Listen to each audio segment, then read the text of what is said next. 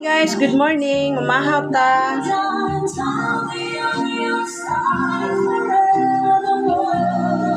Akong sudan, among pamahaw ron guys kana ang fried rice. Fried rice. Naapog ko'y gulay nga repolyo, carrots, bagyo beans, dayon kinilaw nga talong. Ato din parinsan sa napakoy buwan habilin. Tipid-tipid pag may time ingon pa nila. Today guys, na gahapon nagbagat bis akong amiga, ingon siya.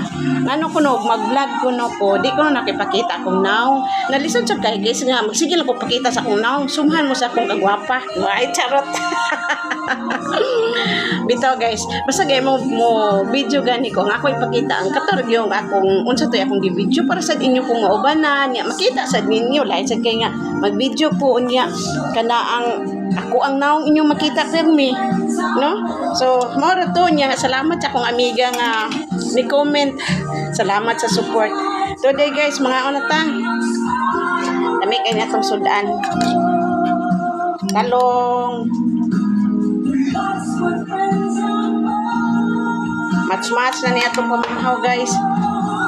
Fried rice nga nani siya itlog ang fried rice kung ibutang itlog naapod siya carrot, sibuyas muna itong pamahaw ron yeah. Di gina mawala ang kape kaya mo gini ato ang kinabuhi ang kape niya kinamot tayon no kay para ma-feel na to ang kalamis itong gikaon. Kaway-kaway sa mamahaw.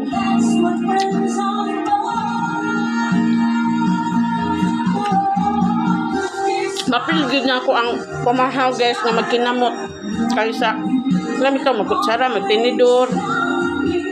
Siguro maginana ko ako sa 5-star hotel na karon kay niya tas bala niya with music wala sa tagnas 5-star hotel.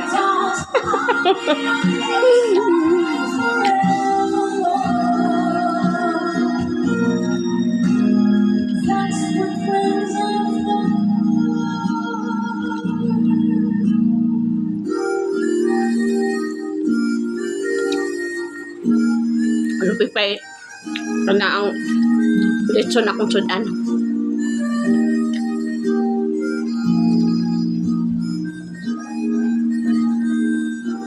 Magyud na the best nga meal ang pamahaw no.